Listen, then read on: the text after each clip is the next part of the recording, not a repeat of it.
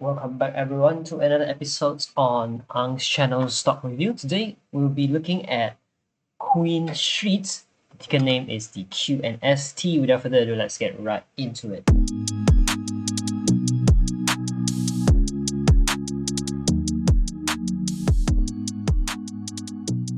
So for this QuinStreet, I don't actually know what this company do, but then we'll be looking at their weekly chart to see if there's any growth. But you can actually observe that the price of the company has been just consolidating within the range of 24 and the lowest is around $3. So this is more like a seasonal swing trade for me.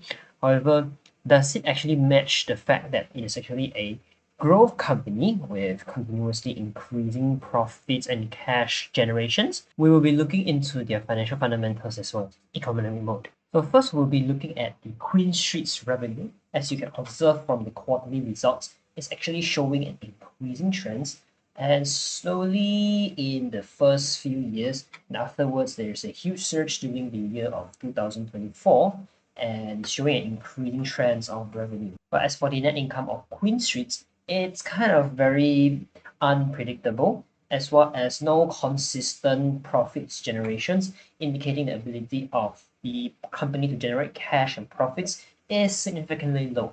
As for the free cash flow of QuinStreet, we can actually observe a positive free cash flow during the year of 2024, and actually for quite a few years.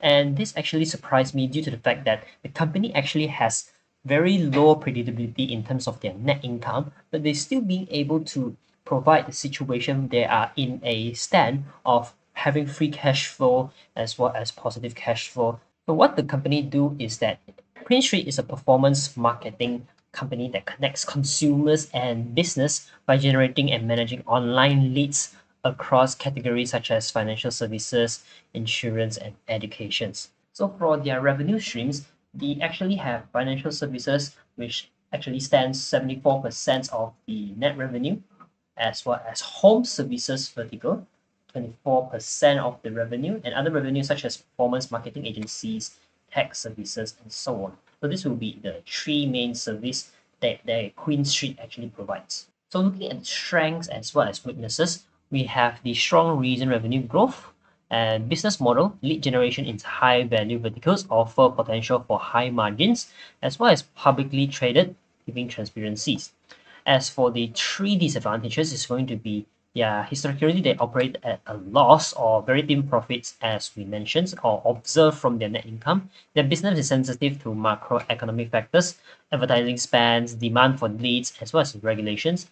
And lastly, is going to be lead generation markets are competitive with risk of commoditizations, making sustainable differentiation challenging. So more into the detail of what is the financial services and home services is that the lead generations and marketing for companies in insurance, mortgage, credit cards, right? So they connect consumers looking for those financial products, and they earn fees per qualified lead or action taken. So it's more like affiliations. So example is that a consumer fills a form for a mortgage quote, QuinStreet passes it to the lender and earns a commission. And as for home services, it's going to be marketing for home-related services such as contractors, solar panel installations, and residential services. So generates online inquiries or leads sent to service providers and earn a fee per lead or conversations. So looking at their profit margin, is actually quite thin and less than a percent, and in a negative form back in the year of 2022 until 2024. Inside the balance sheets, we'll be looking at the total current asset at 259, as for the total current liability at 172. So the situation of their assets, current assets, are more than their current liabilities, showing a company is actually at a safe zone whereby they will be able to pay off their liabilities if immediate action is needed. And as for the net cash, which is the total debt, we have more cash than their debts. So it's actually quite a safe company to hold, especially you have more cash in hand.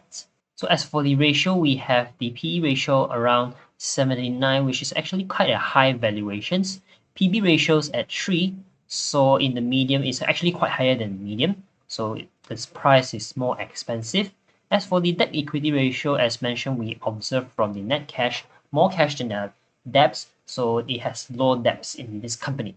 And as for the ROE, we are observing a 5% as well as our IC of 7.5%, which both are in terms of positive value, but just that the value are not very significantly high, which affect my decisions on this market. So lastly, we'll be looking at the QNST, which is QuinStreet's economic mode score. So over here, we are looking at buying signals, no economic mode score. Economic mode score generated by the AI system actually suggested a mode score of 3 to 4, suggesting a narrow mode.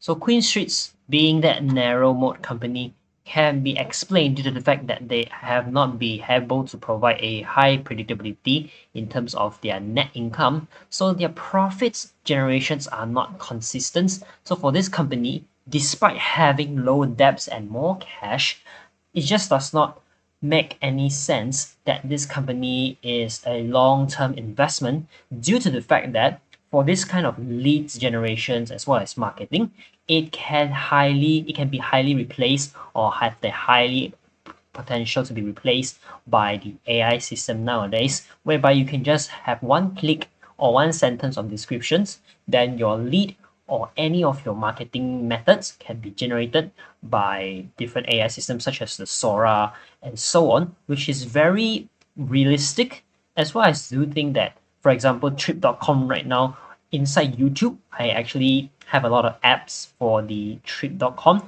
They're actually using AI video as well as voicing to create their own ads.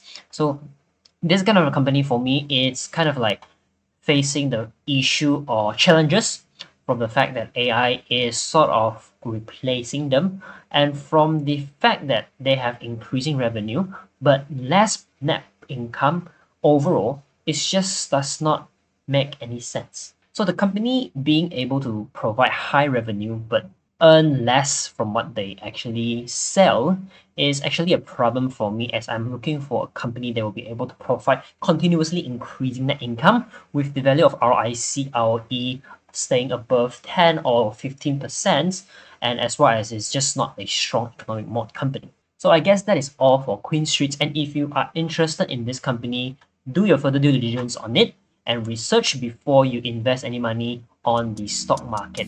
So I guess that is all for today's video. I hope this helped, and I'll see you guys on the next stock review. Goodbye.